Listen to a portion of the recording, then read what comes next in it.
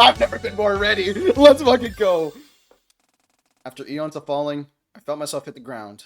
It felt soft. I opened my eyes. I was lying on some kind of carpeted floor. Adjusting to my surroundings, I sat up a bit. I was in some sort of hotel? No, that wasn't right. The area was decorated in slightly vintage decor. Allison was lying next to me, and she woke up a moment later. Where are we? I don't know. We're not dead, right? I don't think so. We stood up. There was a couch right by where we were laying, so we sat down on that. Right after sitting down, I heard a familiar voice. One I never expected to hear again. Good morning. Storyteller walked down the stairs to our left, defying all logical reasoning. Storyteller? Why are you here? How are you here? It's complicated. Allison probably has somewhat of an idea, though. Oh, you're the other storyteller. The one that helped me fight Dawn. Well, no, I'm not that other storyteller. I'm... Meh, it's confusing. I'm only here for a second anyway, to fill you in on what happened. I'm so lost. Fair enough. I suppose I have to explain then. Saturday, you're obviously very familiar with the concept of meta layers, or world layers by now, right? Yeah. Well, what if I told you that this world layer is actually comprised of over 1,000 different worlds? What do you mean? A world axis. You might call it the universe of universes itself. It's a world layer in itself. It actually is home to multiple worlds. And because it's an axis, every world has coordinates to tell you a bit about that world. X, Y, Z? Yeah. Outcome, stability, and time. Storyteller pulled one of the chairs next to the couch over and sat down on it. The x-axis representing outcome. Different outcomes of time itself. Contact between worlds is essentially talking to a parallel universe. Different versions of the world you know. So are you a storyteller from a different X point? Yes and no. There are a lot of things concerning my existence that I don't know. But I think that I'm the idea of storyteller. The idea of storyteller? Every version of storyteller across different X worlds has their own behavior, their own thoughts, their own feelings, memories.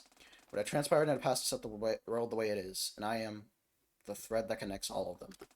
The archetype or idea of storyteller that all permutations of storyteller diverge from. I think I get it. I mean, I don't, but like I do? There's no way to really understand it. If everything goes right, you won't have to worry about the world axis ever again once all this is over. So, what happened? How'd we end up here? Right. While you were falling through the void, I intervened, similarly so I had intervened just a bit prior to give Allison her temporary boost of power.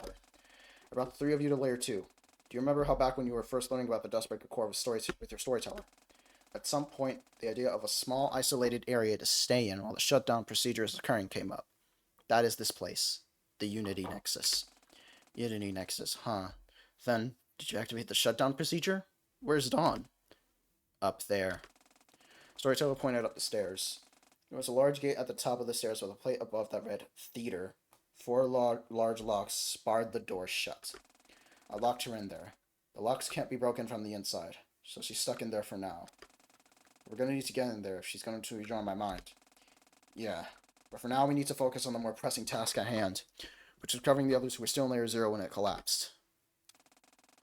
Are Eri, Kozumi, Ichiyo, and Suki okay? What happened to them? They're in a similar state to how I found you, drifting endlessly through the void. They're alive, but stuck in a superposition state of being alive and dead, because Layer 0 has fully collapsed. We need to recover them and bring them here. Storyteller stood up and pointed to a computer in the corner of a room. The room. Because this is technically inside the Dustbreaker's core, you have full access to the command line of the system via that computer over there. You can use it to locate and bring the others here, since both of you are synced with Layer 2. What about you? Huh. I technically broke some pretty big laws of the world axis just by intervening. Sorry, taking a lot to remain here. I need to go. Wait, laws? Who runs the... Before I could get an answer, her form disappeared. I still don't know who exactly she was, but she was definitely storyteller.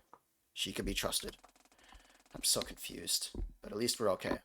It looks like we'll be safe until we can get out of here. Yeah. I walked over to the computer. Let's try locating Suki's group first. I ran some commands, and sure enough, the two of them appeared on the screen. I ran the command to relocate them, and they materialized on the ground like we had, asleep.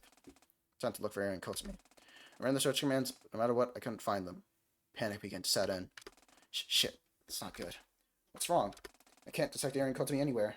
Are they not? Just then, a bright light filled the room, and three figures materialized at the top of the stairs.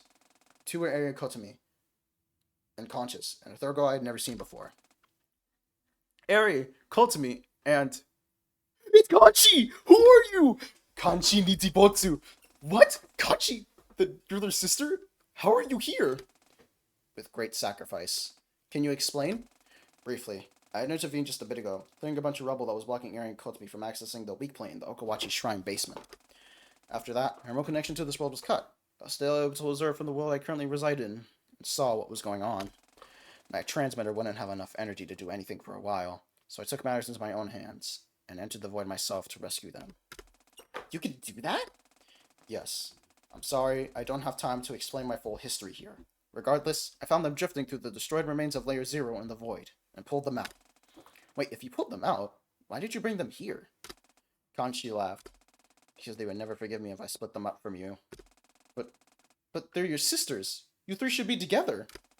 We'll find each other. The Nichibotsus are stubborn to a fault. We never give up.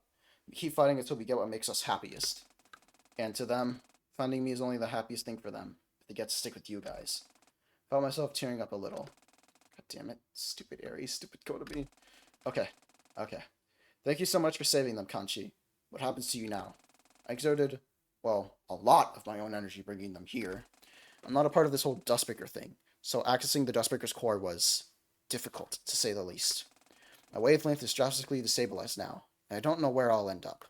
But I will continue fighting until I can see my sisters again. Are you sure you're going to be okay? I've traveled the void countless times before. If nothing else, I know for a fact I'll live. I promise. Okay. Thank you. No. Thank you. For being the light in my sisters' lives while I've been gone. Once all this is over, I'm looking forward to meeting you. Sarade Tasogare. You too. Kanchi Nichibotsu. She smiled and nodded, and then she was gone. Alisa and I carried Kotsumi and Eri down and laid them down next to Tsuki and Chio on the couch. It's gonna take a bit to wake up. Should we look around? Sure thing. We walked around the Unity Nexus for a bit.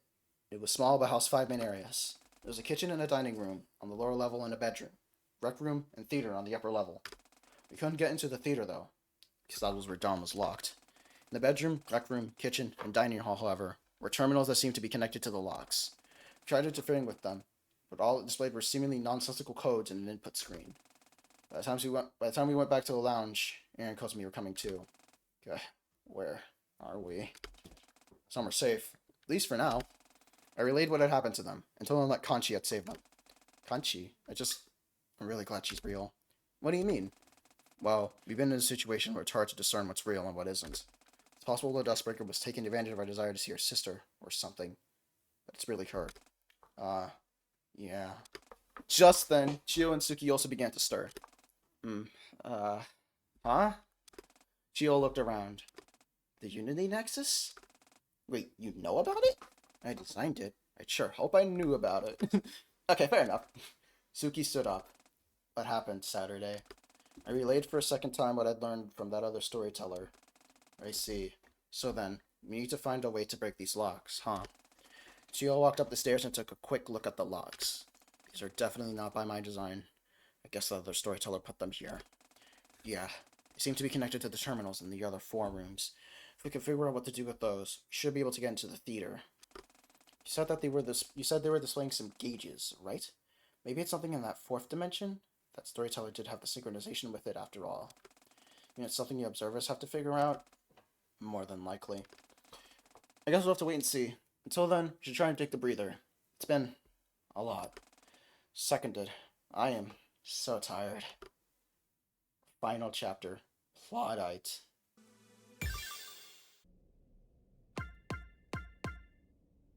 So it seems I really won't be able to return anywhere. Fine by me. Allison. Hey, hon. Making the rounds? Sort of. Damn, this place even has a kitchen, huh? Yeah, I guess it makes sense. It has a bedroom and dining room. Is there anything of use in the fridge? Kind of. There's actually a, terminal. You can just spawn food in. The Dustbreaker's core. What? Yeah, I have no idea either. I guess that's, like, useful, though? I'd say so, yeah?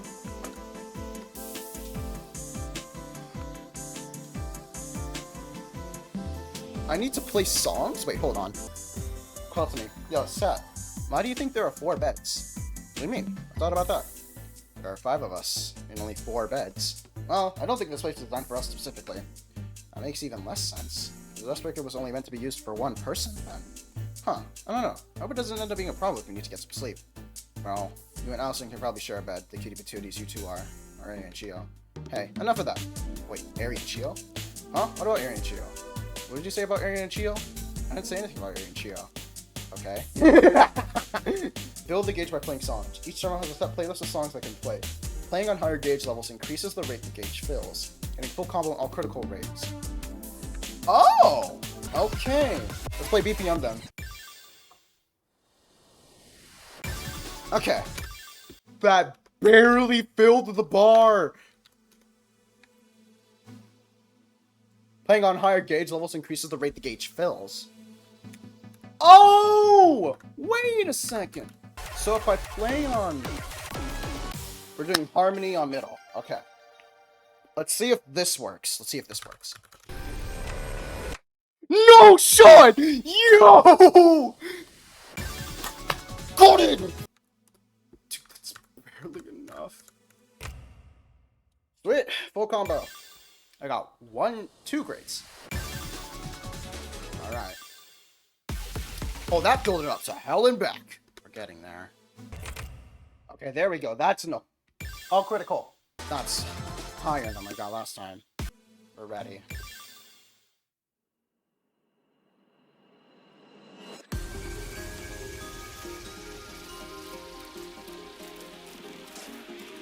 What?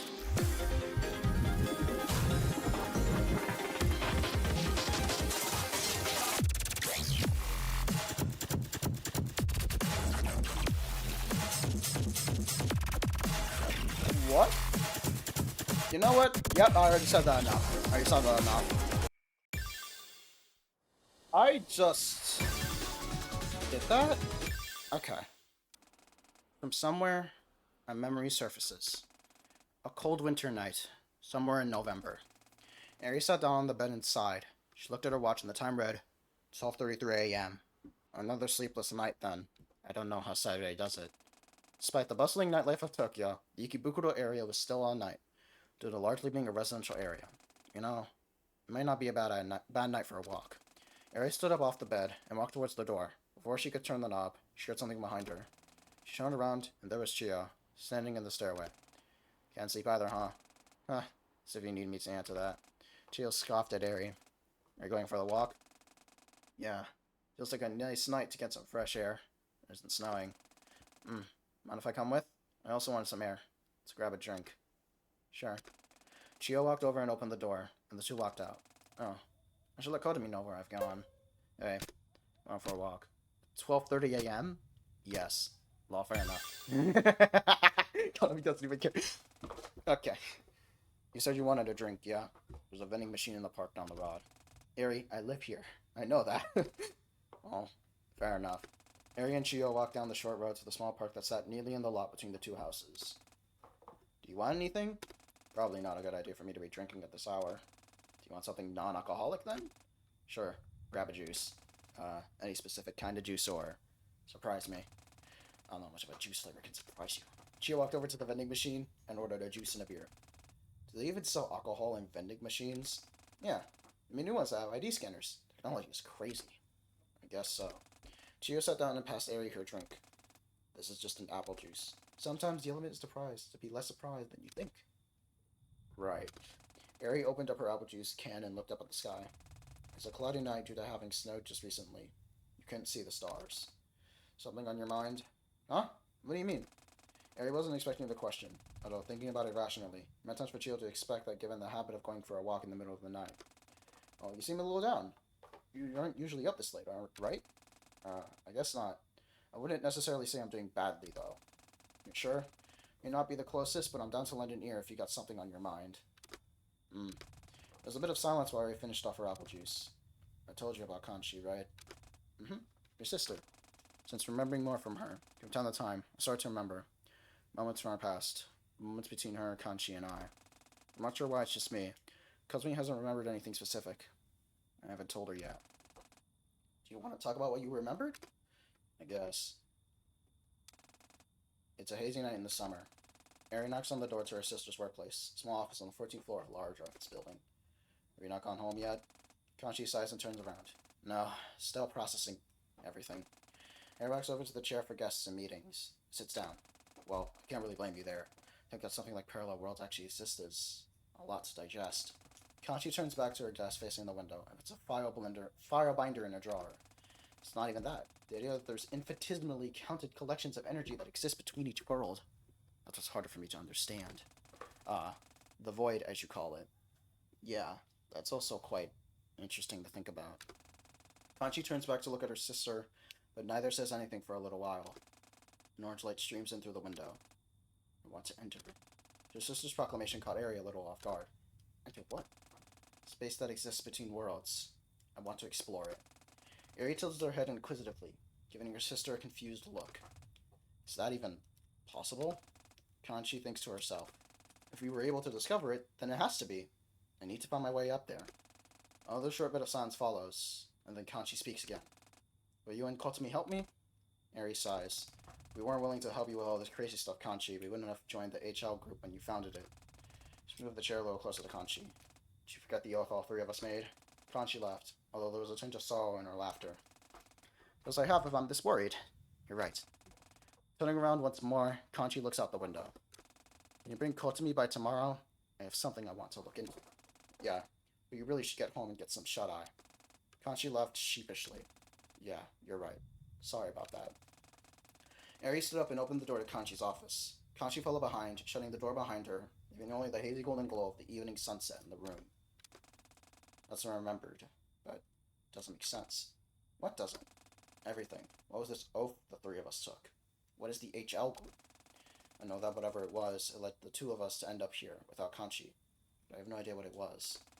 More than that, I'm scared of how much of this I can even trust. Makes you think you can't trust it? Sorry, I know I'm just kind of echoing questions here. I want to help if I can.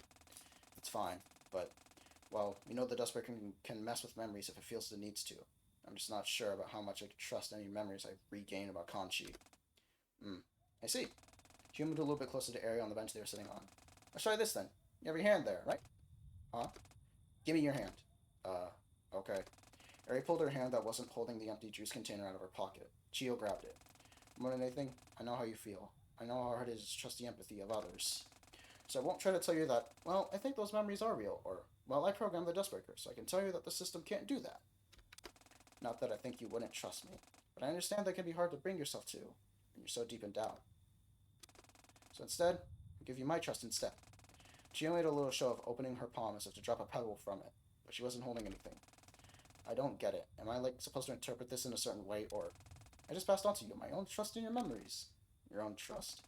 Now in your hand, you hold my belief that the memories you've been regaining on Kanchi are real. I want you to hold on to them. Because this trust is mine, you can't change it. You can't tell me not to believe in your memories, because I trust you, and I trust your memories. So with this trust that you can't change, just hold it for a little while, okay? Don't worry about figuring out if your own trust is something you should believe in. Put all of that to the side and just think about my trust. So, Eri did as she was told. Think about trust that was unwavering and changeable by herself. Think about Kanchi, and thinking about Chio too. She did start to feel better. She opened her eyes. Chio was standing a few feet away, putting her beer can in her pocket and getting ready to walk back. Gonna head back. Staying out for a bit? Yeah, but what do I do with... Oh, my trust? You can keep it. Chio flashed a genuine smile. When you put your trust in someone, you don't take it back unless they mess it up. So hold on to that for whenever you feel down, okay? And with that, she walked back towards the large building that housed her apartment on the top floor. Eri sat on the bench for a little while longer, looking up at the sky. She was unsure how to feel about what just happened. At some point, the world of the past drifted away, and Eri found herself still on that bench. This moment means a lot to you, doesn't it? Eri looked over. Storyteller was now sitting on the bench next to her, also looking up at the sky. You could tell, huh? You wouldn't be here if I didn't. If it didn't. Of course it means a lot to me. First time anyone told me they trusted me. Why? Do you think you don't deserve that trust? It's not necessarily that. I guess I just didn't expect it, is all. Why not? It's hard to say, because a lot of it comes from memories I haven't reclaimed yet. But I feel like my whole life, I've been hesitant to trust myself. So I think I've conditioned myself to just not expect people would be willing to trust me in return. Ah, I see. But now I think I'm more open to that trust because of Chio. She means a lot to you too, doesn't she? I'm not even sure I quite understand how much she means to me yet. It's an exciting and scary prospect for someone like me. Interesting. Barry looked over at Storyteller. So, who are you? Just a teller of stories. An interested spectator, you might say. I see. I assumed you pulled me into this memory for some reason. I just wanted to see what someone would hold deep in their heart. I won't keep you, though. You have a future to look to. And you don't? I wonder. The girl from the past and the girl from the future looked up at the sky above once more. The clouds had parted a little bit. The moon looked nice. So we've successfully gotten one of them. Oh. I'll do that later. I'm gonna talk to you. Hey, Sat. How you holding up? Decent. Looks like we're a quarter of the way to being able to enter the theater. Gotcha. Are you doing okay in terms of, like, stress? No, we're kinda at the end here. I think so, yeah. Feels a little bit like a race against time, but I'm holding on. How about you? Well, I'm just trying to take it easy. Thinking about what happens once we're out of here. Well, this might be the last chance I have to really relax a bit for a while. How so? I mean, think about what happens once you do get out of here. I'm sure we're gonna have to deal with a lot of complicated stuff to do with the military, your dad. God, true. We're not going to see him again. Yeah. But even aside from that, I anticipate it'll take us a lot of time to adjust to be back in our actual bodies. Yeah, true. I didn't think about that. Yeah. I have no doubts we're gonna be able to get back to normal life. It's gonna be a bit of a battle for a while, but for sure. Take it easy while you can, okay? I'll get back to trying to open the theater. You got it. Hey, Sat. How are things going? Well, one of the terminals is done now, but I'm not entirely sure when they start working. Guess there has to be some sort of fourth dimension stuff done, huh? Oh, there. What are you doing, Chio? Just diagnosing the state of the suspect after destruction of Layer 0. Looks like 1028 EDP are pretty busy keeping the system operating relatively smoothly, in spite of the virus in the system. That's good. I just hope she's okay. Hey, Ari, talk to me, what's going on? Ah, hey, Saturday. Thinking about Conchi. I don't blame you. Yeah, we're a little worried. She seemed like she was always pushing things to do what she was doing, so I just hope she didn't go too far. The white stuff, you mean? Yes. Both when she broke the entrance to the Okawachi Shrine for... it never even... Oh, wait, that was... Fuck, okay. Yes, both when she broke the entrance to the Okawachi Shrine for us, and then rescued us from Layer 0. She only had a limited amount of time before she was forcibly taken away. We just hope she's out there still. That we didn't lose her. Man, I understand. But I think she is. I don't think the universe will allow her to be lost forever. The universe? How so? Can't say exactly. It's just a gut feeling I have. You know how my gut feelings turn out. Completely disastrous and ranch-filled! Hey, shut up! Not that one! But I think I got what you mean. Thanks, bestie. Yeah, of course. Here it's... Okay, I'm gonna grind this one. For sure. This song's hella fun. Okay.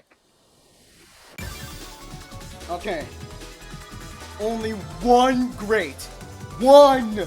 Dude, I fumbled! I had it, man. You unlocked it. You unlocked both. Oh, we didn't unlock middle. I'll start the challenge.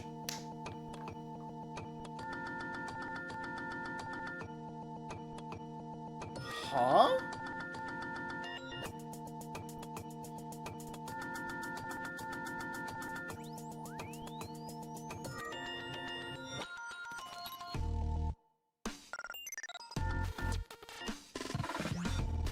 This is a song for sure.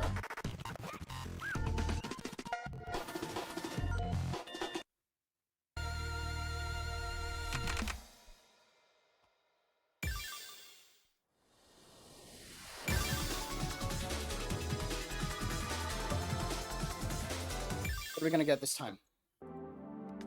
Not darkness from absence of light, mind you. Rather, darkness from the soul. Nothing but. Or, more accurately, a deep despair that eclipsed the entire heart. That could have been how Allison was feeling on that day in 2014. Sometime in the afternoon, the skies had been flooded with a dark cloud that blocked out the sun.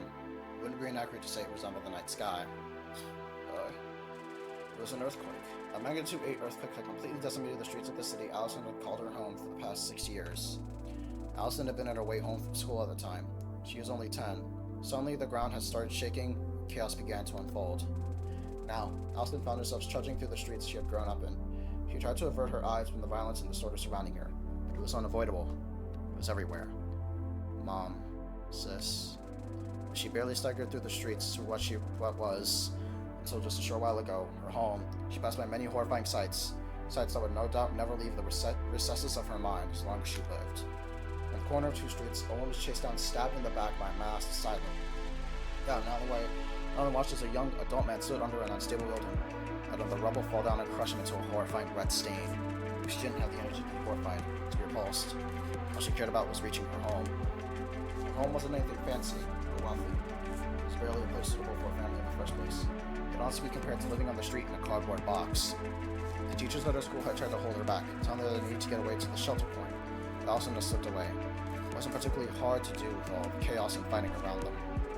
And now, here she was, at home. Or rather, what was left of it. A tiny condominium that their apartment belonged to was nothing but a pile of rubble on the ground. On top of it, was a single figure, a woman, kneeling down on top of the rubble. Stop. Stop it. Allison approached the woman. She stepped over piles of rubble and debris that once made up the place she called home. Please stop. Please stop showing me this. I don't want to remember this. The woman turned around. It was Allison's mother, Sarika. Allison could not discern the expression on her face. Hadn't she always struggled with discerning expressions? Stop! Stop! Allie. Sarika rushed over to her daughter. Allison began to cry. Her mother was safe. Her mother was okay, but what about her sister? An impact. Allison's body flew back a bit, and led it a little bit further down the rubble of her old apartment building. You dare come back here? The silhouette of Sarika began to approach the stunned Allison. It appeared demonic. I'm not looking at this again. Stop showing me this. Allison closed her eyes. She shut out the world she was being seen. So all she could do was hear and feel. You fucking bitch. If you didn't... More impacts. More blood started to gush out. My daughter would still be... I get it. I remember. Stop making me remember, please. What did you ever do? What did you ever do to be a part of our family? And now, because of you. And then, another impact. Not from Sarika, though. Something had struck her. Allison opened her eyes.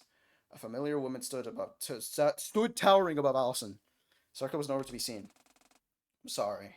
I didn't know what I was getting myself into. At some point, the Allison of memories buried and the Allison emotions present had merged back together again. Allison stood up. It's okay. I just wasn't ready to remember. When I looked through the process log of the Dustbreaker, I was confused as all. To my understanding, when the severance of emotion occurred, it was just Saturday that our memories tampered with by the process. I mean, aside from, you and Chio having basic surface level memories tampered with to align with the fabricated history of the simulated world. But I looked deeper and I found this, buried next to Saturday's deepest trauma. You see. So I looked into it. I dragged you into it as the actor of yourself. I'm sorry. I didn't know what to expect. But this makes sense, though, that I'd forget about something like this. How so? You don't need a memory-altering machine to create traumatic memories in your mind.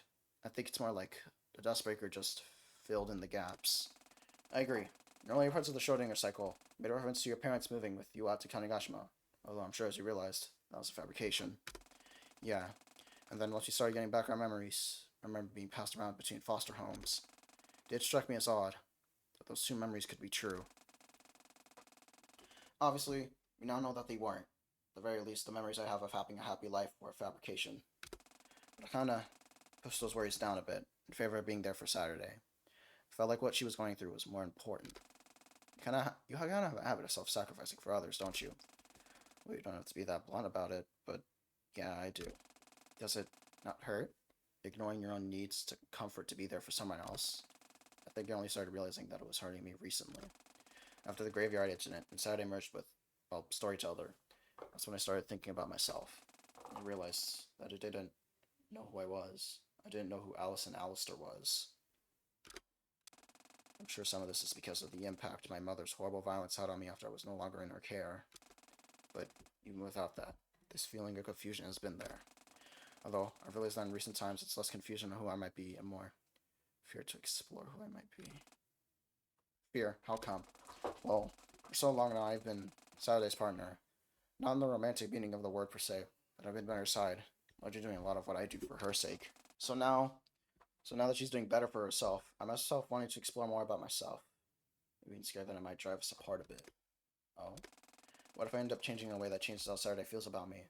Wouldn't it be better to just not risk that? But you don't sound happy accepting that. Yeah, and that's my dilemma. Hmm. Well, do you trust Saturday? Huh? Of course I do. I think you should trust that she'll still be there for you even if you change a lot. What do you mean? Saturday really loves you. She's not going to abandon you if you don't turn out exactly the way she wants. But I can understand why you'd be worried about that, given what you've been through. Allison looked down. She had met some truly horrifying people when she was being passed around from foster home to foster home after her mother had been arrested and given the death penalty. I'm sorry! What? The death penalty? Holy shit! You aren't worthless, though. And Saturday knows that. I think she'd want you to explore more about what makes you who you are. Allison thought to herself. You're a second storyteller, right? Figure that much out, at least. Yeah, I am. Which I guess makes this our third time meeting. You and I have met more than Saturday and I have. So who are you really? Because you definitely aren't Saturday. Makes you say that. Are you kidding? You're nothing like her. Even now, you said, I think she'd want that. The one calling herself storyteller laughed. I told you, didn't I? I'm the idea of storyteller. The storyteller from which all others are derived. Oh, I know.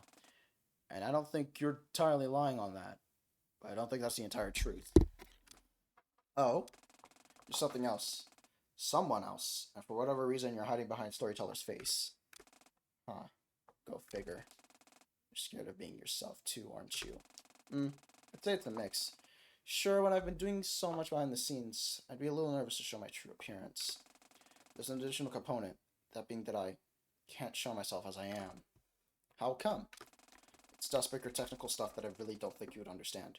Or more like, it's Dustbreaker technical stuff that I don't think I can explain. Allison sighed.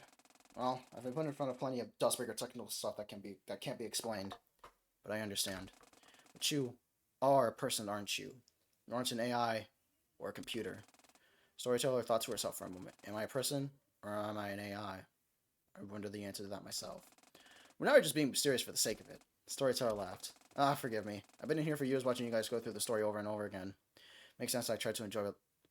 Is this Setsuki? Nah, he's in prison. He's in prison. What the hell am I talking about? But what if? Yeah, it's fucking stupid, but nah, it's not possible. Oh, but it's not like you'll remember any of this. As far as you're concerned, you're just sitting in the Unity Nexus right now. Guess that answers my other question. Storyteller and Allison both laughed. I'm not going to remember this then. Can you at least tell me your name? Your real name. I won't question what your role is, or how you got into the Dustbreaker. Or even how you've been involved with the journey that Saturday, Chio, Eri, Kotomi, and I have been going through. I want you to at least tell me who you are. Oh? And what difference will that make? You won't remember it. I won't. But you will. Remember the moment where, for just one single moment, you surpassed the role of storyteller and were yourself. You're a peculiar girl, Allison Alistair. Please. It means a lot to me. Someone also trying to be more comfortable with who she is. Come close, and I'll whisper. The client can't hear it. Allison nodded and leaned in. Storyteller whispers something to her, and Allison smiled. That's a cute name. Whoever and wherever you are, I hope we meet again, someday. Storyteller smiled back. I hope we do too. Oh, you sly dog. Okay, we've gotten two. Which are these two rooms. So which one have we not gotten? Or were we supposed to do that? This one. Okay. Let's interact with some people. Hey, Saturday. Hey, doing okay? Yeah, mostly. Just thinking about the merge. Do you want to talk about it? I do, but maybe not yet. Just thinking about some stuff. Okay, just let me know when you're ready, okay? Yeah, thanks. Alright, what about Kotsumi? How do you think elemental reactions work in the simulation? What? Like, this fireplace. If you turn it on or put logs in it or whatever, there's seemingly an actual natural reaction that would produce fire? What are you talking about? I think I spelled it out rather plainly. I have no clue how to respond to that. Did you try asking Chio? She had about the same reaction as you. I don't think you're getting any better of an answer then. No, she has a point! We need to... Wait, she's on to something. Hey, Eri, what's up? I'm going to take a nap, I think. I am exhausted. Can't blame you. Everything okay? For the most part, yeah. Just fatigued from everything that's happened over the past day. For the most part, you really are good at latching onto one little thing and being stubborn about it, aren't you? It's not something I want to talk about right now, though. Once we're out of here, I'll explain a bit. Promise. Okay, if you say so. Make sure you're okay. I will. Thanks for the concern. I've come to fall in love with pretty much all of these characters. I have no clue. Oh, hey Saturday. We're talking about the terminals. Oh, yeah. It's a bit of a mystery to me too. Guess Zeller is working on it? If they're activating without any of us doing anything, that's most likely. Like, what are they doing? No clue. Honestly, the terminal kind of looks like an arcade cabinet. That's true. We can't do anything with it, right? Nope. I'm a real person in this universe. Alright. Let's get to grinding. There we go. Did I get both? I didn't get middle. I got opening. Okay, finally. Come on. Give me something. Give me something. Give me a bop.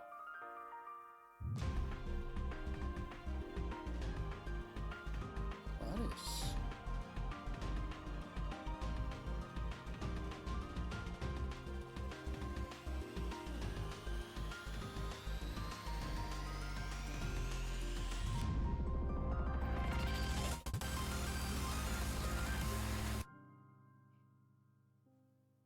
X? Is that Omega? I don't know if that's the Omega symbol.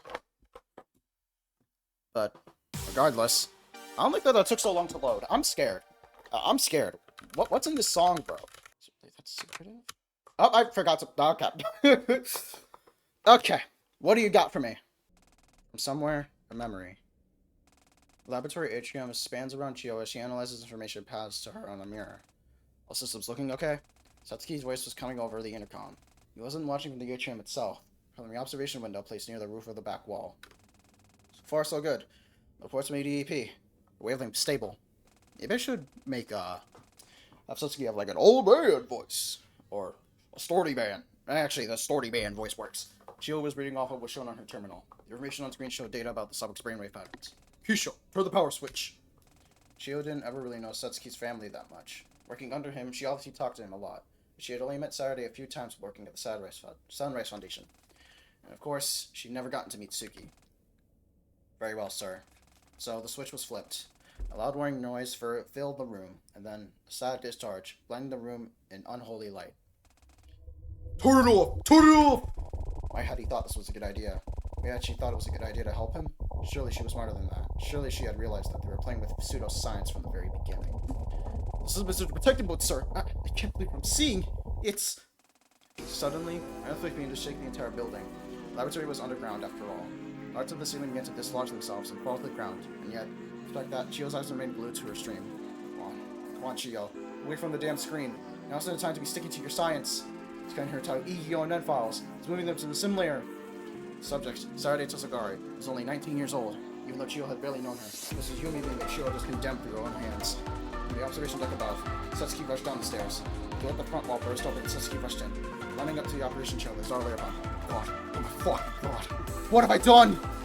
Satsuki kneeled on the ground in front of the operating chair, trying to force the Osprey helmet off his daughter in a panic. Stop! Satsuki, stop! If you tear it now, she'll die! Tsuyo rushed forward and pulled Satsuki away from the chair. Satsuki tumbled back and landed on one of the pieces of steel, and falling out. It lodged itself a bit to his shoulder. He started to bleed. No! No! Let go of me! Felt the injury in his shoulder. Satsuki staggered to his feet. Chio, get out of my way! I have to save her! Chio stood firmly, walking away between the girl on the operating chair and her misguided father. I can't! Satsuki, fucking kill her if you tear that thing off of her! She'll die if I don't! Chio, get out of the fucking way! You don't understand. You can never understand what I'm feeling. Just then, a large explosion echoed from behind her. A large metal gate on the front wall broke apart. From it, a small figure stood. Allison! Stay back! It's not... Allison rushed forward toward the operating chair. She gazed upon Saturday's lifeless body on the chair. What followed can only be described as the most blood-curdling scream Chio had ever heard. What happened? What the fuck happened? What did you do to her? Allison stood up and ran to Chio. She held out her hand. It held a small pistol. Tell me what you did to her! Chio was so shocked that she was stunned for a few seconds. Realizing that an emotionally compromised young woman was holding her onto her face, she spoke. She's been transported to a simulated world. Do you think I'm joking? Tell me the truth! Satsuki's now feeble voice drifted up. At some point, he had fallen over, unable to move. I'm sorry. I'm so fucking sorry. But it's the truth. Allison realized that Chio and Satsuki weren't joking. Her face contorted to pain, but also in a vague sense of hope that Saturday was still alive. Then she pointed her gun back at Chio. Send me in after her. I can't do that. There's no way I could. The rage returned to Allison's face. Send me in after her! There's nothing Gio could do to decline. And so, she listened. She ran back over to the terminal she operated. It was like the copy process had finished on Saturday's memories. And so, the helmet was removed from Saturday's now entirely lifeless body, and placed on Allison. At some point, the earthquake had stopped. The chaos had given way to a horrifying silence. Setsuki remained slumped on the ground. What have you done? Everything. The engineer and the president gazed upon the two lifeless bodies that just a few minutes prior had been full of energy and hope. Surely you knew this could happen. You didn't. Of course I didn't. Neither of us will be able to live with this, you know? If I'm not living at all. After all, I have ended the life of my only remaining daughter. Just then, a loud shout pierced the regretful silence. Satsuki Tatsugari, Shio Sakamura, hands where we can see them. About a dozen men in military uniforms rushed into the destroyed atrium, guns trained on the only two people remaining of people in the room. And in the middle of them stood someone else. Are you going to give up like him? Surely you understand. Saturday and Allison are alive. You know, they can still survive. You already used them as good as dead. They should probably answer the specific memory. She has been back to the military blockade. You already know what I chose. Storyteller smiled. Let's see your determination then. There was a mad dash. She ran forward across a large atrium. Her eyes were turned on one thing. The center of the room. No. The center of the universe itself. Open fire! One of the military men pulled Satsuki to safety, and then a flurry of shots. I can't die here. Those two, they're still. Throw an area grenade, now! One of the military men pulled a small cylindrical object out before he could throw it. Fuck.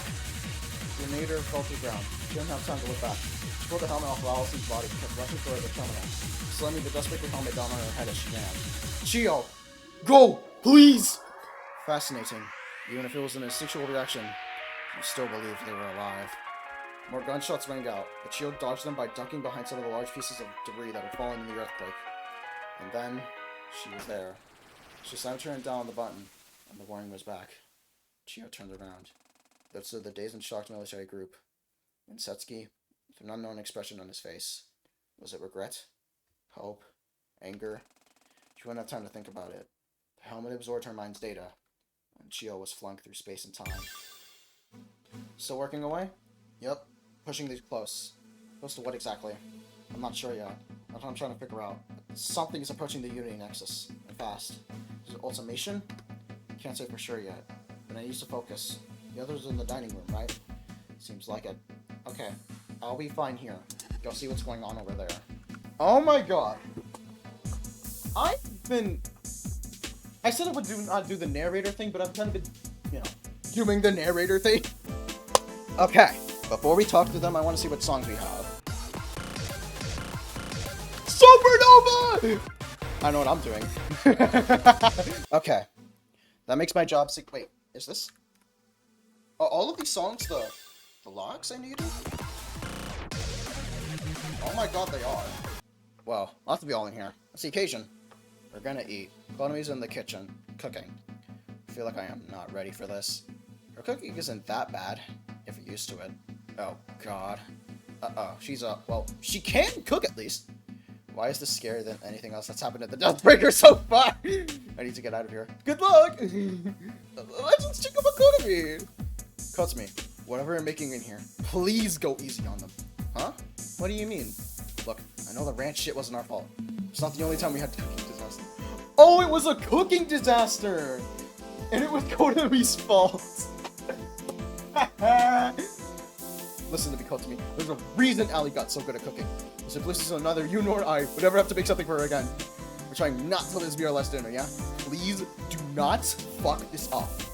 She's worried for nothing. And the calico pie, Kotsumi, the calico pie incident. I'll just this bottle of maple syrup away now. Jesus Christ. Alright, so if I play a Stellion on Ultimate and get an all critical, how much would that raise it? That's like 20, what's it now? 55. So it does not matter. I got the same fucking score. Okay! Can you beat Supernova? with your story unlock on the line.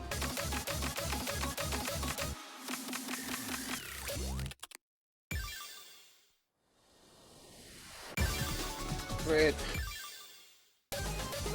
With this, got it. Let's begin. And last but not least is you. It's you. Sure is. You know, I've been diving into the memories and feelings of everyone, trying to learn more about what someone like you feels. It's so unfamiliar to you? Being artificial? Somewhat. Assume then, you figured out who I am? Honestly, not for sure. But I have a pretty good idea. Lay it all out then. Unmask me. You're the Twin 28 AI, aren't you? The part of the Dustbreaker that controls air protection and intervention. You're the one who programmed the gate command. Smart girl. I realized it after you told me you were the idea of storyteller. Not necessarily a lie per se, when you mentioned rules and laws. I figured you weren't talking about the world axis itself. Should have known something like that wouldn't fool you. There's certain programming I can't override. You have to figure it out on your own. I'll tell you the illusion of a perfect world exists. Illusion of a perfect world works, after all. Makes sense, though. Everything I learned about you, I'm surprised I didn't pick up on it immediately once you said you locked on in the theater. Only something with direct control over the Dustbreaker systems can modify the Unity Nexus in that way. Well said. And now, you're right at the truth. Are you angry I deceived you? No, not really. I felt so much along the way. I couldn't criticize you if I tried. It's no exaggeration, though. We wouldn't be getting out of here if it weren't for your help. So really, I wanted to thank you instead. Storyteller laughed sheepishly. Well, I don't deserve that much credit. It was you who made it here. Damn, does copying Storyteller's appearance copy your mannerisms too? Give yourself some credit. Both of us laughed. However, I can't figure out why I'm here right now. Am I telling you what's going on? Of course. When I sealed on in the theater, there were 4 locks placed on it, remember? Yeah. I've been interacting with the terminals, but they haven't been really doing much. Locks have been just kind of vanishing. That's because things have been happening behind the scenes. Even though I put the locks in place, I cannot reverse engineer them, so I have to go through the process of breaking them manually. With Ultimation's approach, my own influence on the code and parameters of the simulated world is weakening, so I have to draw on extra power from the TVL client. So those watching from the clients have been doing something after all? Yes. With their power, I've been able to break through each lock manually, although I've also been observing, so to speak. Observing? I told you I was looking into each of your memories, did I not? I've seen memories from Eri, Allison, and Chio. I've seen what lies at the deepest parts of their souls. And as a result, I've learned more about myself, too. Yourself? But you're an AI, right? I am, but it's a little more complicated than that. I don't have time to explain, but I'm somewhere between an artificial intelligence and a human being. Huh. So you're also trapped in here? No. My situation is completely different to all of you. I am safe, and my happy ending doesn't require any of the hardship the rest of you have to endure. Damn. Lucky. Maybe so. Anyway, there's only 1 lock remaining now, and you're standing here in front of me. So, you're going to dive into my memories too? Not quite. I've done that enough. Instead, I have a simple request.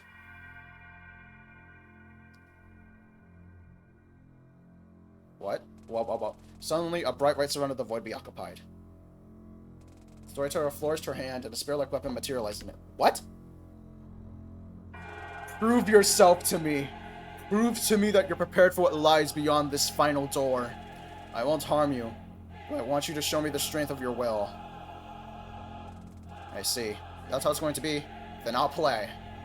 I focused on the determination in my heart. Held my hand forward, and then I felt it materialize. My own hollow weapon. For Dawn, it was a pistol. Determination to escape the tail no matter the cost. To shoot for one who for freedom was granted. Suzuki was a sight, the Reaper's weapon. And blessed with the will to keep happiness close. Nelson was a sword, the blade of a warrior. Prince adored the heart to those she desired. For me, a staff. The parts make my happy ending real, even if it seems like magic. Proud to rest onwards until I get what I want. Very good. Then show me the girl you've nurtured.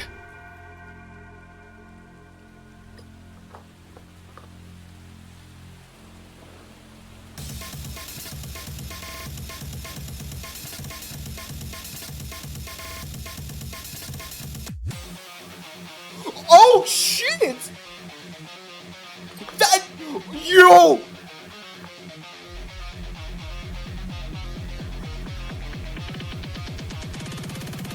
Do you think I want this? Oh yes, 1,000 times yes. We're doing this. Okay. Don't stop.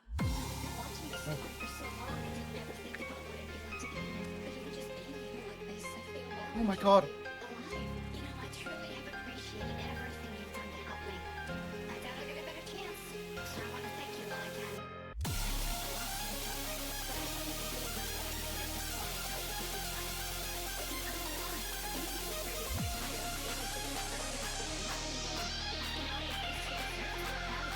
Now let's finish this!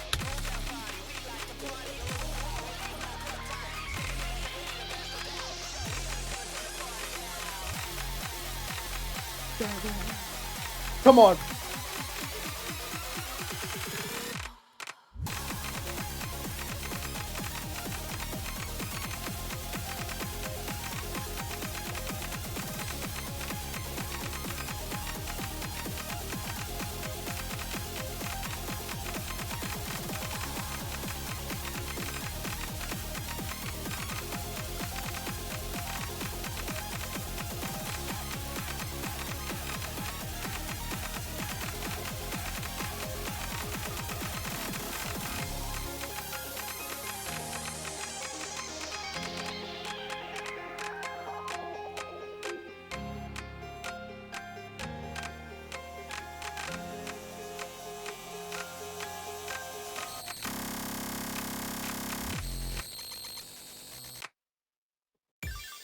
Okay. uh, had enough yet? Oh, more than enough. Made me proud. I'm glad. That final walk is now undone. And with it, return to the Uni Nexus. Forget all of us. Thank you for indulging me in this. Even though we likely won't see each other again once you're out of here. I'll treasure the things I learned by watching over this story. Ha! Well, don't count on never seeing me again. If I don't remember you, I'm sure we'll find each other again. It's harder than you think to escape Saturday Tasagare. Both of us laughed. Well, I guess this distant dream has drawn to a close. Can't help you in your final confrontation with Dawn, but I'll be watching and, well, I don't want to say praying for you, but I'll be rooting for you. Then the dreamy void faded away, and everything returned. I finally have all 4 of them, but... Hey, Saturday. Everyone's gathered at the theater. Oh boy. You can do this. I'm here for you. Thank you, love. Everyone was gathered around the large gate. It'd finally been unlocked with the 4th lock broken. Alright. It's almost time. Yeah. But first, something that needs to happen. Suki? Yeah. You're right. Suki came over to stand next to me. Going to rejoin minds, I'd like to ask for some privacy for this, please. Of course. Everyone, let's go to the dining area. Everyone nodded and they left the area. Suki and I walked down into the foyer where the remote terminal could be found. Are you ready? Yeah, Hey. It's okay. This cannot be ready. Take your time. Talk to me. I'm just scared. I'm really scared. I thought that by the time we got to this point, I had prepared myself mentally for doing this, but I'm not. That's okay. Come sit down on the couch over here. She was starting to get a little choked up. Okay. We sat down on the couch and I felt her lean her hand on my shoulder. It's been a long, long journey to get here, hasn't it? So incredibly long. Still not set in for me that it's almost over. Me neither. Really? But you're so much more confident now. Of course, I'm more confident now, but I'm still human. Even while the memories returned, I can barely remember life before the Dustbreaker, and can't imagine what life after the Dustbreaker will look like, and I'm really scared. What if we make it out of here, and we're thrust into an even worse situation? Yeah. Can't say it isn't going to happen. At the very least, we know for a fact that our life isn't going to be normal. I don't think it ever could be, after all this. Do you lament that? I do. I really do. But I also know that I can't change it. This was the hand I was dealt with by my father. And the reason I have the confidence I do is because I have the determination to fight for my right to be alive in spite of it. I'm alive. We'll be alive. No matter what happens. And if, for some reason, we stop living, we'll have gone out fighting till our very last. It's that kind of confidence that makes me so worried about losing myself in this merge. How so? You have all this confidence and charisma, and you've learned so many lessons, and here I am, scared, timid, beaten by the trauma of the cycles of fighting with the Liberator. We're not the same. What happens when we rejoin minds? Do I just become a figment of your imagination? Do I lose my self? Hey, I want you to see something. Yeah? Hey, World Keeper. Eh? Sorry. I guess you don't recognize me by my mannerisms alone. That's okay. I do. Storyteller, right? Yeah, I'm not used to this. I think that I was scared that it would end up fixed, fully one again. But if you're here, we're broken. in a way that can never fully be healed to the way it was before. We all turned out too human, and that's okay. What happened to you? You're the original storyteller, right? One that Saturday actually knew, not the one that's all higher concept stuff. After the merge, I was asleep for a long time. I wasn't gone, reduced to being part of Saturday's personality, but I was inactive. Saturday first accessed the memory bank. She called out to me, and though it was the other me that responded, the call stirred me slightly. I became active again, in Saturday's mind, separate from her. I reached through the TVO client, establishing a brief and barely functioning, but useful connection to the fourth dimension. I needed to figure out what had happened, so I watched, studying the story as it was being told, now by Saturday and not myself.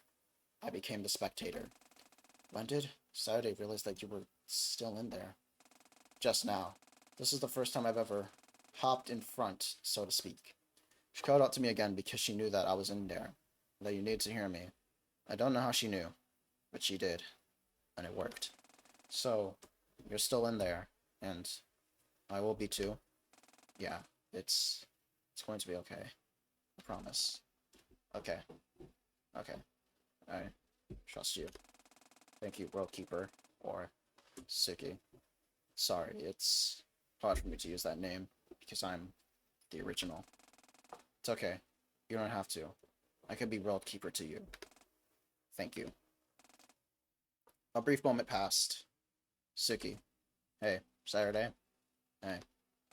She lifted her head up off my shoulder. Let's do this.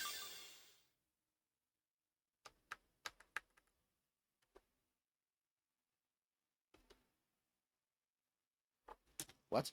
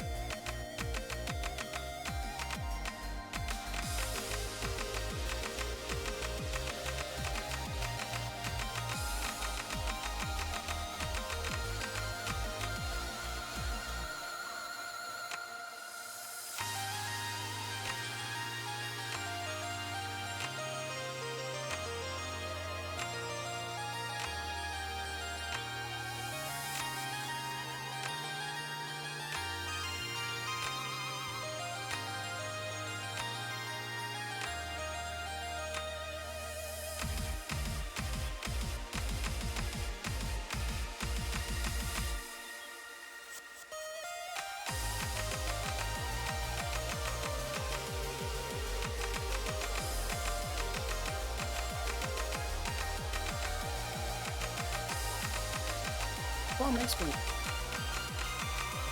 So.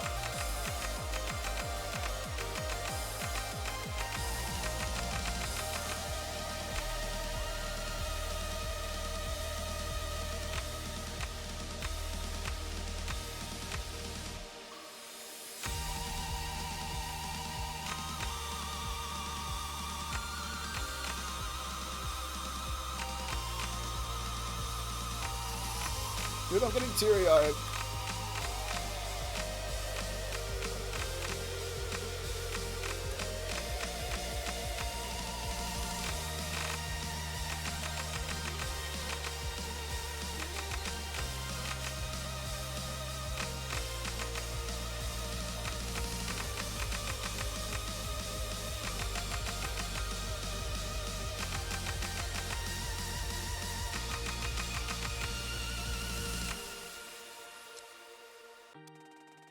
In a small slice of time, I found myself jolted awake.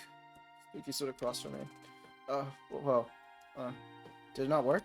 No, it's fine. We're about to finish the merge, actually. Then, how are we?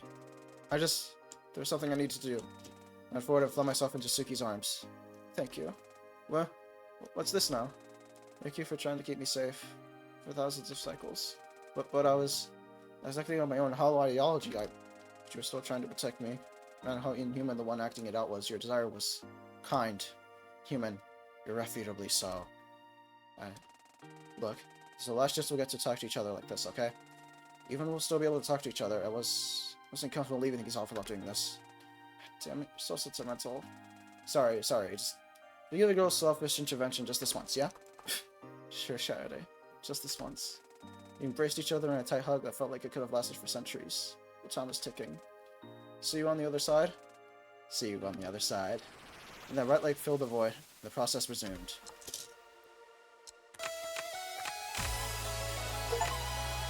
Reunited once more! Dude.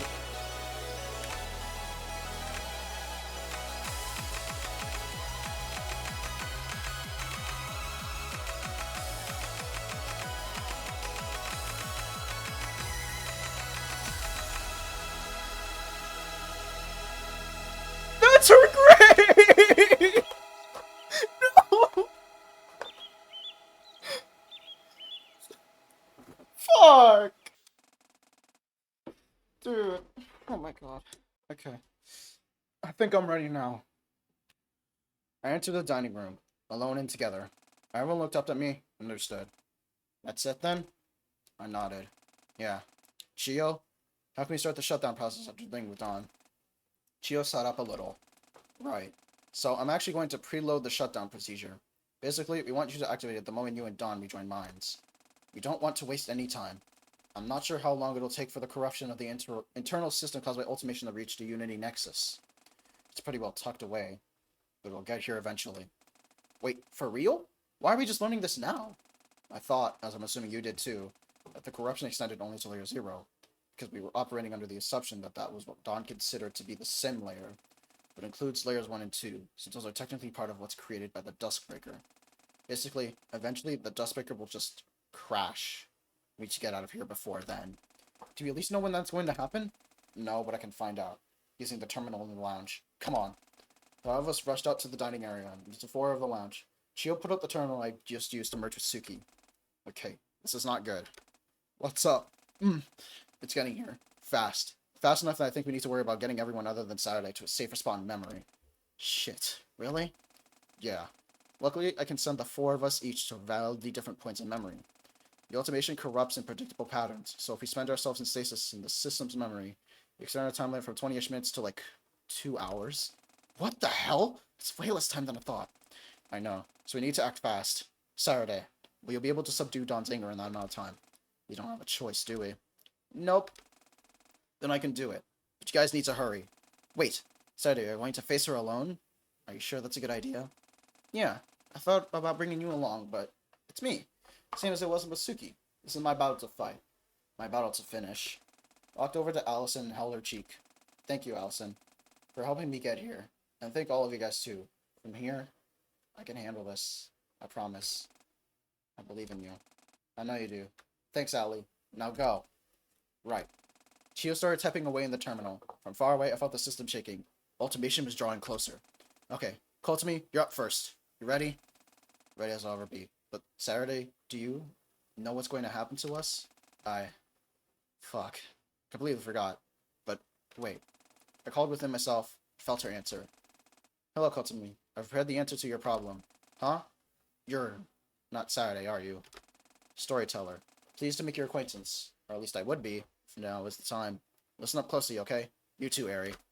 Yeah. As I explained to Suki and Saturday a bit earlier, I created a very janky but reliable connection to the 4th dimension through the TVO clients. You two are going to take a slightly different course to arrive in Layer 3. In fact, Chio, this actually works perfectly with the idea I had. I'm listening in. Got it. Chio, Saturday, and Allison are going to leave the simulator through the Duskbreaker shutdown sequence, since they have their original bodies to return to. But Eri and Kotumi's original bodies are here, so one have their entire bodies copied to the memory of the TVO client, and then set back down a layer. Wait, that'll work? Copying an entire person's matter will place an insane load on the memory of the TVO client. It wouldn't. It works a little differently for you three, since this layer's scaling is largely proportionate to the original layer, because of it being simulated. Just like how time scales through layers, so does data size. A whole human being in our layer's data scale. Wouldn't it be that big for the 4th dimension's data scale? Shit, never considered that. You sure this'll work? I am. I promise. Now go. Wait, you are a storyteller, right? I am, yes. Thanks for looking out for my best friend for all that time. I know it was hard for you. Goodness me, woman. Think me once you're safe. Go, go! I was always starting to get a little emotional. But like always, I tried to hide it. It was a habit, one I wasn't ready to start trying to break. Now wasn't the time. Okay, ready, Kotsumi? I'm ready. Help my consciousness come back in front. See you on the other side, Kotsumi. I promise you guys we'll help you search for Kanchi. Kotsumi waved with a grin on her face, and then her data was taken by Chio's program, and she faded away. Alright, Aries next. You ready? I am. Hey, Saturday. Yeah? You're a good kid. Always have been, you always will be. Good luck in there, yeah? I smiled. Yeah. I promise I'll see this through to the end. Thanks for everything, Ari. Ari smiled, and I finally took notice of her true feelings. She was happy. She had a nice smile. Then, she too was gone, taken by the relocation program. She faded into the environment around us. The shaking got more intense. Ultimation was growing even closer. Alright, Allison. You're next. Are you ready? Just about. Allison ran up to me. Then, before I knew what was happening, she jumped up and kissed me tight, putting her arms around my shoulder. She stayed like that for a moment, embracing the moment, and singular moment. See you on the other side, darling. You already know it. I love you, Allison. Love you too. Try not to keep me waiting, yeah? I'm eagerly waiting the official start of our relationship. I smiled like a huge dork, and then Allison was gone, relocated like Aaron Kotsumi. I turned to Chio. I kind of imagine them disappearing like what was happening in Angel Beats. How they disappeared. Like if this ever gets animated, I low-key imagine it like that. That would be... I'd cry like a bitch. I'd cry like a bitch, dude. Just you left then? Yep. Hey, what's up? One of the nicest people I've ever met. Chio looks surprised. What's this all about? No matter what happens, I want you to always remember that. I know it's tough to go on believing in yourself after you make a mistake, but you don't let that define you. And if you ever fall into a loop of beating yourself up, I'm going to come find you immediately and smack you across the face until you realize how goddamn much you beat to me. She wasn't sure what to say, but she smiled. Wouldn't have it any other way. Then she tapped the final command on her terminal, and she was gone. The shaking grew in intensity. I could now feel the ground begin to shake around me. This is it. Let's fucking go. Bring it! You hear that, Suki? You've got a sister. Stargazing? Again? This is the third time this week's. Stargazing? Isn't that the song we're gonna unlock? Sadie. I know you're faking it. You're totally good enough to go to school. Huh? Who are you talking to, Dad? Why are you crying? It's okay. I'm used to it. He's barely home nowadays anyway. Right. So I don't think I want to be a boy anymore. Aw, Allie, it's okay. Seriously, I don't expect you to be perfect immediately. You know me as a boy for so long that slip-ups are bound to happen. Dad's been even more absent than usual lately. When he is home, he's always exhausted and barely says anything to me. He cares about more of his work than his own kid. Yeah, can I start over again tonight? Dad isn't going to be home, so there's literally no reason for me to stay there. Hey. Yeah, Dad wants me to check out his new project he's been working on. Supposedly it's what kept him away from the house for so long. I honestly don't care that much, but maybe if I indulge him, I'll actually pay attention to his damn daughter. Yeah, he said you can come on the 23rd, so like 2 days away. See you there, Allie? I finally reached the end of the hallway. The theater was large, though the reason for why eluded me, given that nobody would ever need to actually use it. Perhaps it was for dramatic effect. But the thing that surprised me the most was what wasn't there. Where is she? I stepped out onto the dark stage.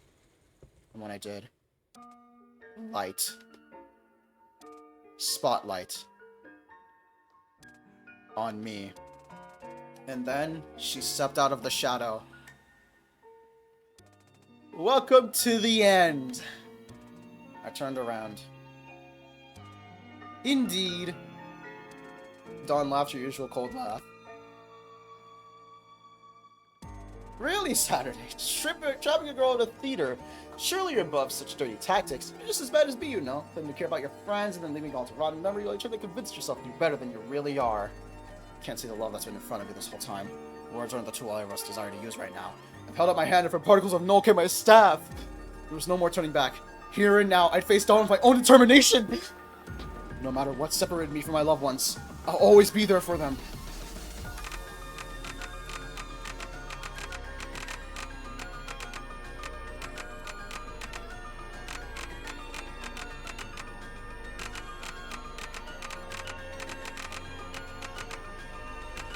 I don't want this to be over, man.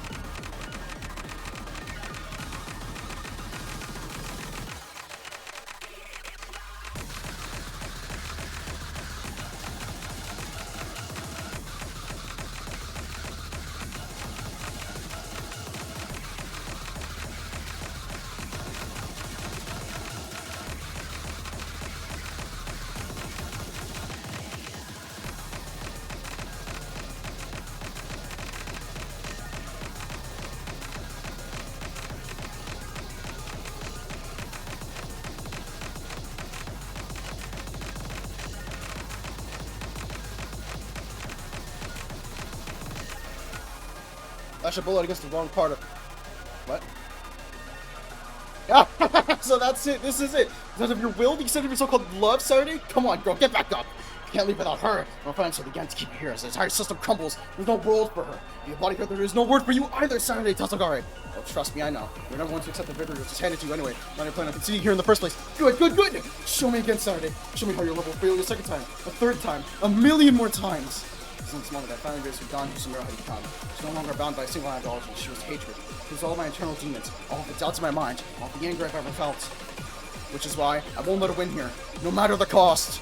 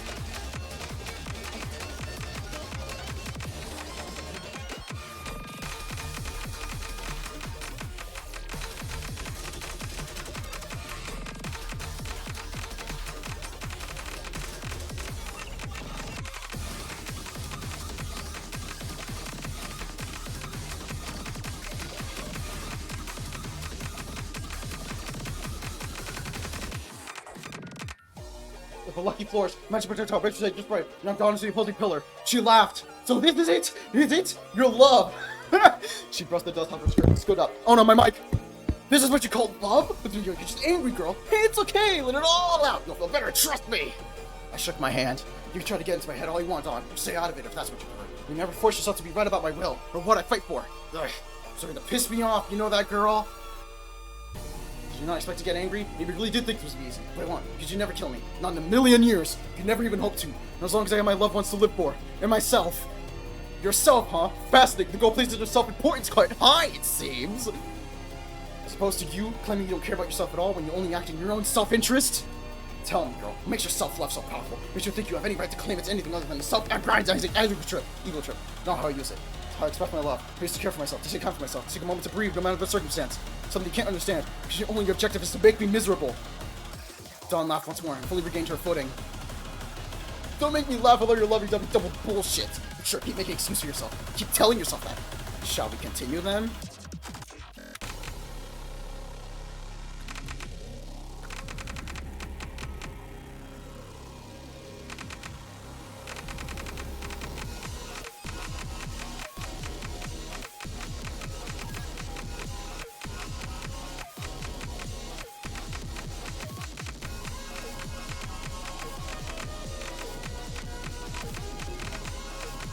Oh, that's their gimmick. Okay.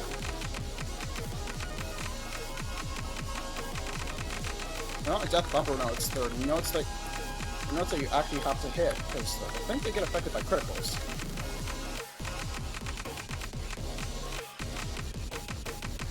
Because bumper notes usually are always a critical. As I reflected on the bullets, I felt myself wearing thin. Shit! She's so fast! At this rate, I actually might. Then she shot a particularly scary angled bullet. It flew straight across my cheek, tearing some of the skin off. I fell back to the ground. Shit! Not realizing that she had finally got a critical leg up and stood above me, laughing. And there we have it! The end! Fuck. No, this can't be happening. Dawn twirled her pistol around in her hand tauntingly. Sleep well, Saturday. You fought well. Her voice was scarily gentle as she said that. She fired a force. I fell. I fell. I fell. I continued falling. I fell through layers of data. Layers of memories. Memories of worlds. Worlds that no longer existed. Fractal. Shattered fragments of a long-gone farce. How long was I going to continue falling? Storyteller going to save me again? Suddenly, I hit cold hard ground. Am I alive? What does it mean to be alive? Is anyone really alive? When we die, do we stop being alive? I tried to look around, but there wasn't anything. Certainly nothing alive. Not even me. Who was me? I was Saturday Tazagari. I think I was a girl? I was young. Was I old? I tried to collect thoughts that I shouldn't have had anymore. I thought something else. Something alive. A tall woman, she was very blue, and is she speaking? That's so. That critical hit once blown, it's enough to knock you out of your humanity. Who am I? You were a girl named Saturday Tessogare. You tried to fight for something that never mattered in the first place, and you failed. I failed? Yes, you failed. Because of that, you are here, and here you will stay, trapped in a loop of what brought you here. A loop? Of what brought me here? Although, it would be inconvenient if you got the importance of these memories. Tell you what. Tall woman snapped her fingers. Suddenly my mind was overloaded with millions of thoughts and memories. Shit. What the hell? That's better.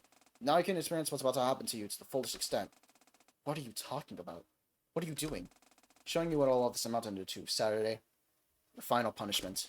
Then, dawn was gone, and the void around me began to shift. Suddenly, I felt a familiar sensation. The smell of burning wood. Orange ember shifted into the environment. That seat struck me. It was the burning of the Tanegashima Geology Museum. It shouldn't be, right? But, fuck. The fire was real. Shit! Of course, I couldn't move. I couldn't even cry for help.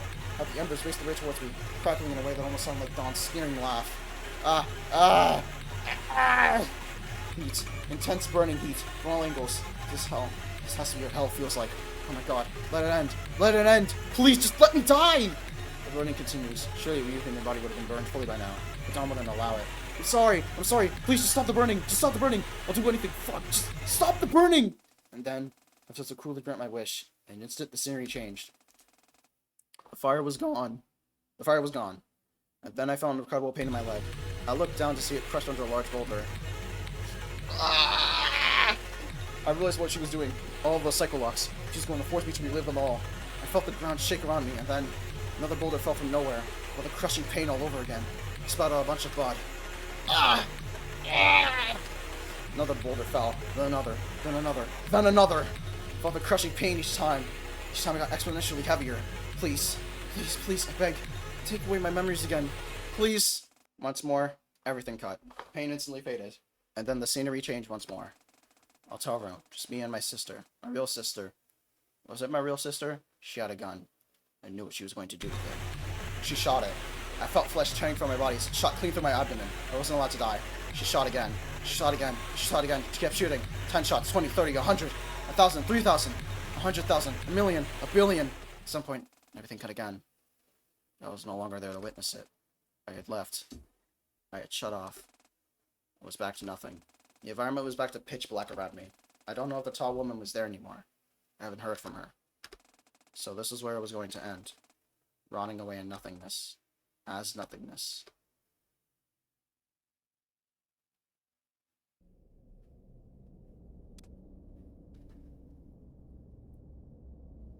What?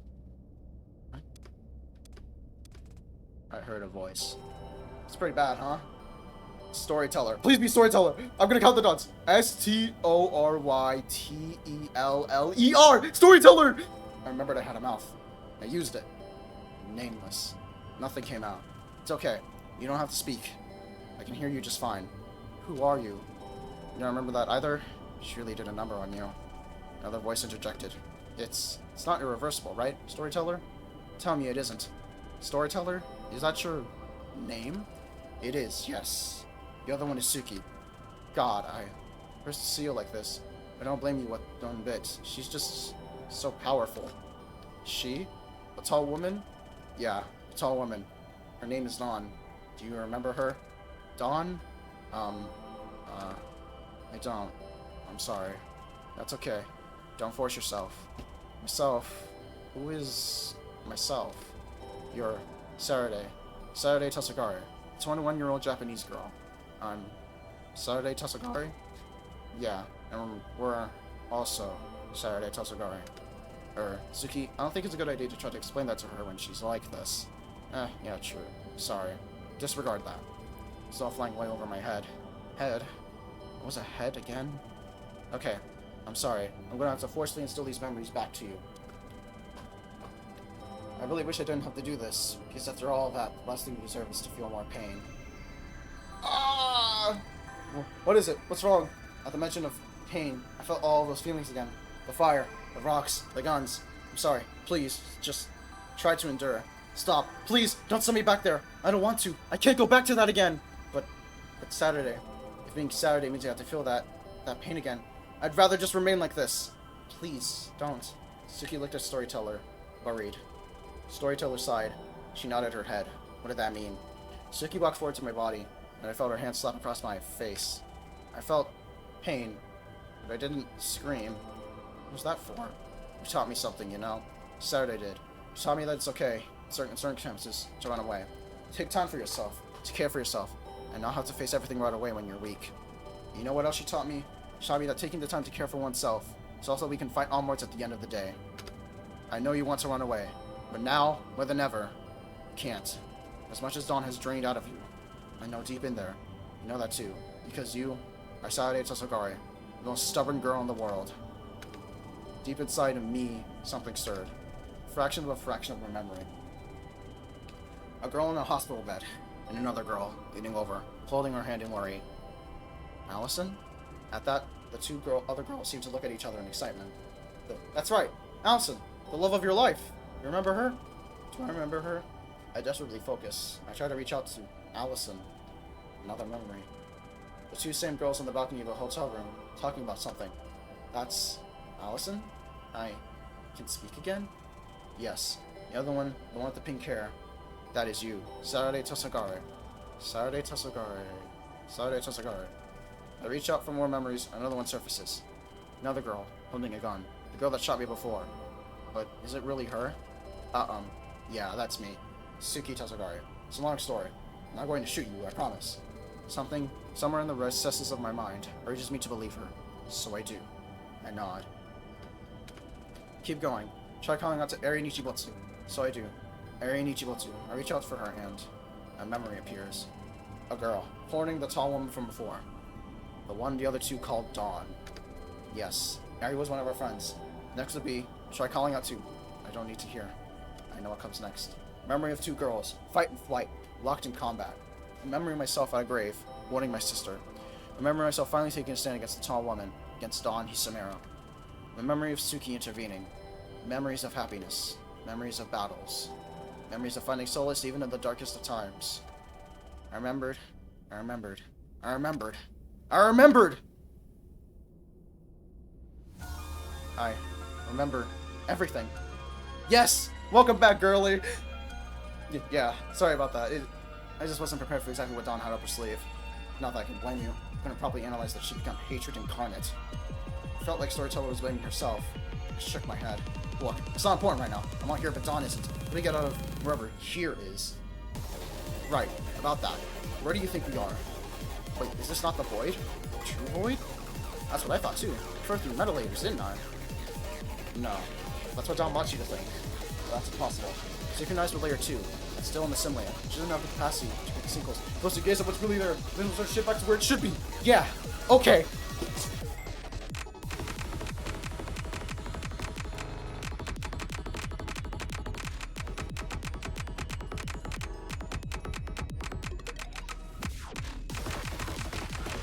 Come on.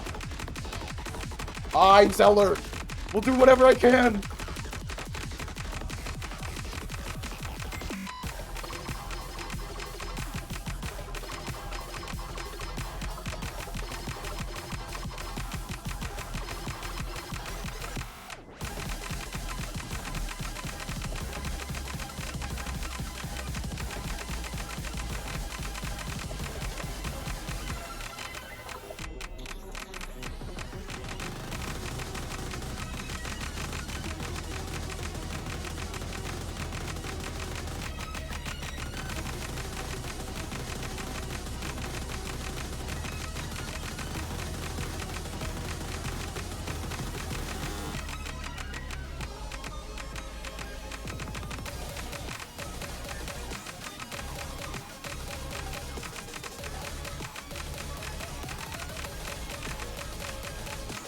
Come on!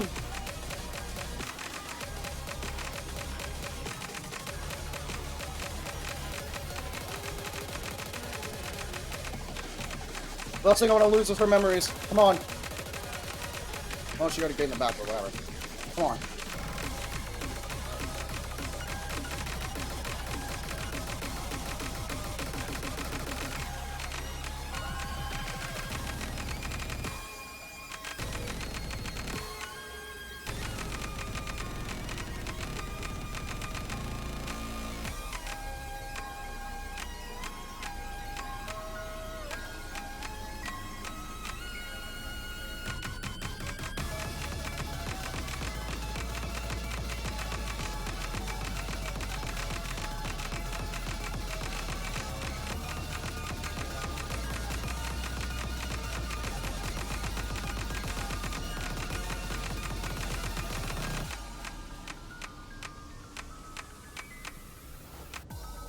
Before I felt myself return to my hands and the familiar city of the theater reverted to view. Immediately I see her, dumbfounded. What the fuck? A nice illusion. Illusions can never be anything more than forgeries provided by fake gods. It didn't take long for her to sink her anger to revenge her. Her pistol too returned to her. Well. Listen, things not this finally got interesting. She gained her so-called confidence. Well, she was nervous. I could feel it, because I was her. I pointed my staff at her one last time. This is it, Dawn. The deciding battle. The real deciding battle. So it is, Saturday Tatsugare.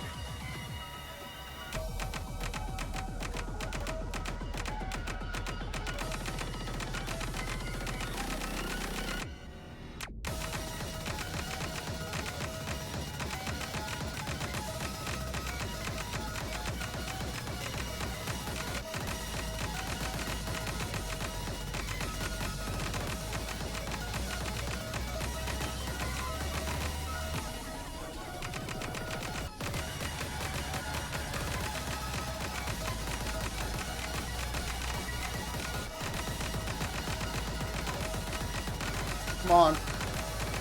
We're almost there.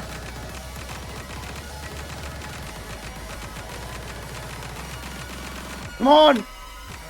This is it. The final hit. Are you ready? Dawn held her pistol up high and laughed. She too was preparing for a decisive strike. And so ends the story of Saturday Tatsugare. You've been mistaken from the very beginning, Dawn. Our story is just beginning!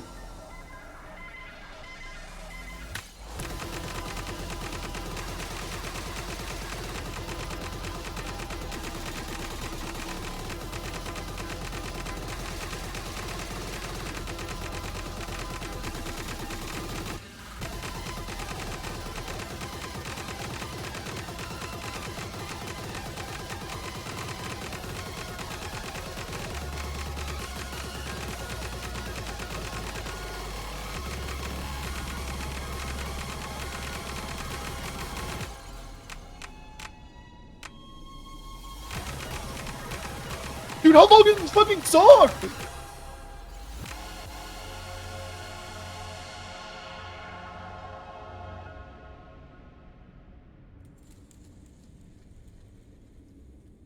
Is it over? When the dust cleared, bright light shone down on us from above. The spotlight on the stage? No, it was the sun. We were standing in a grassy field. What is this? She instinctively tried to summon her pistol, but it didn't work. My staff, too, was no longer present. This was my final attack. What are you doing? What is all of this? What do you think this accomplishes? I took a step forward. Get away from me. You don't know what I've been through. You can never understand. I embraced her in a tight hug. I don't get it. What the hell is your end goal? Why would you fight for something that you know you can never have? You're wrong, Dawn. No, I'm not wrong. No matter what happens, we'll continue to be hurt by the world. It will never end.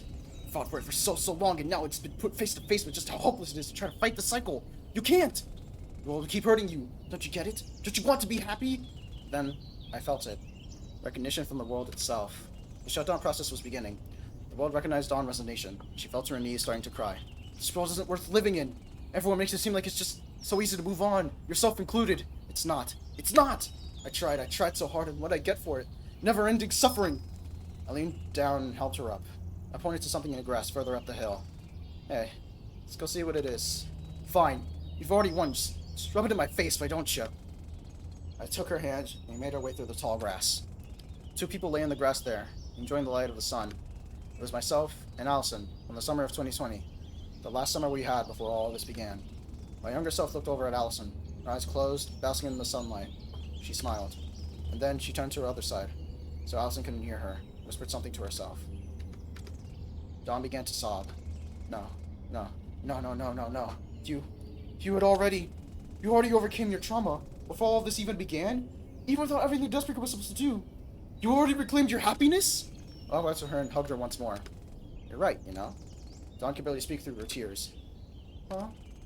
It was unbelievably cruel. There was trial after trial at us just to watch us pick ourselves up again. Just to watch us pick ourselves back up again. It's a cycle that starts when we're born, and ends when we return to the earth. We begin our journey and whatever may follow after. And that's so beautiful, because in spite of it, it's a cycle. For every time you get knocked up, you can pick yourself back up again. Learn new things. Find new things to love. Find new things in yourself. You can learn to love the cycle. You can learn to find the cycle less scary. All the people you love, the things you love, the places you go. You can reach a place of happiness and love, even in a world that throws you against the wall in an attempt to drain you of it. Dawn turned around, her eyes full of tears. Will it really be okay with this? I don't want to hurt again. I don't want to hurt myself anymore. Then, a genuine smile. We'll be okay. Promise. Then, another genuine smile. For the tears. I believe myself. As the merge completes, dawn forms against the fade from the scenery of nature.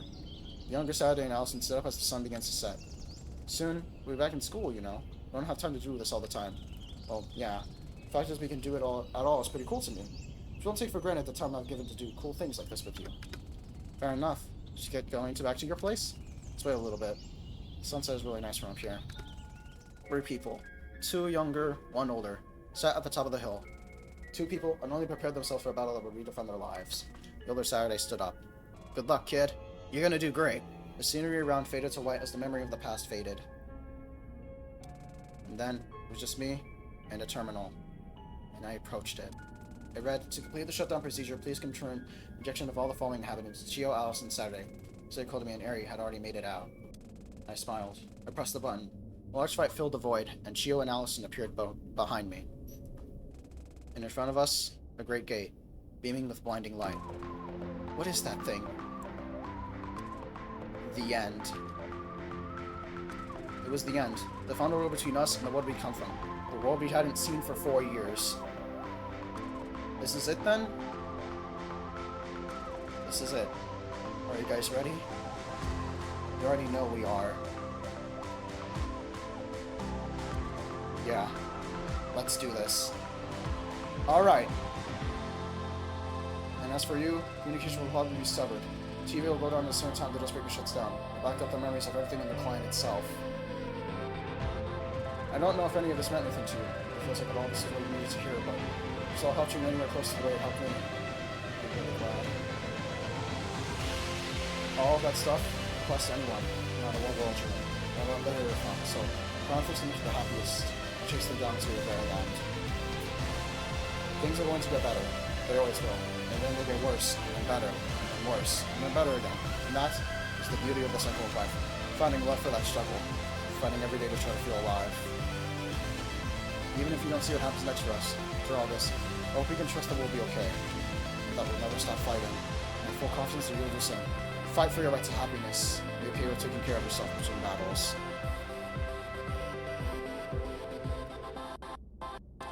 The story of Saturday Tatsugari is finally coming to a close.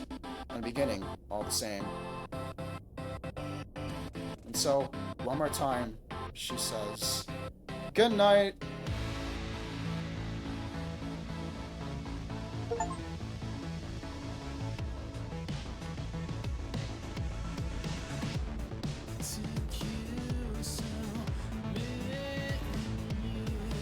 Dude. This is...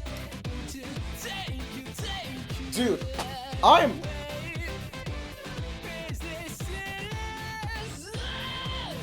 Fuck! Oh my god. It's actually over.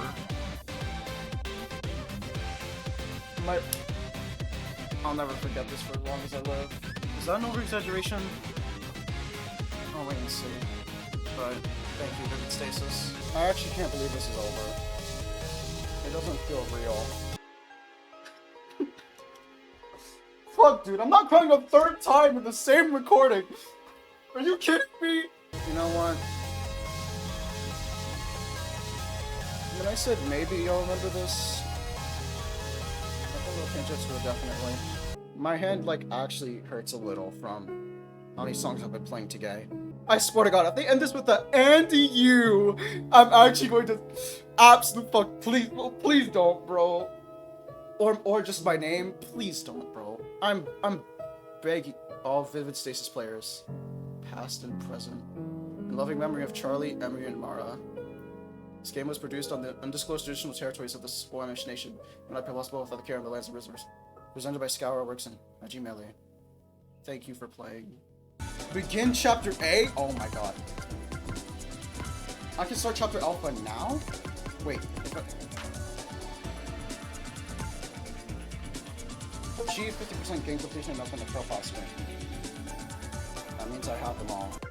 Oh, I haven't unlocked Stargazers yet. Allison Gar-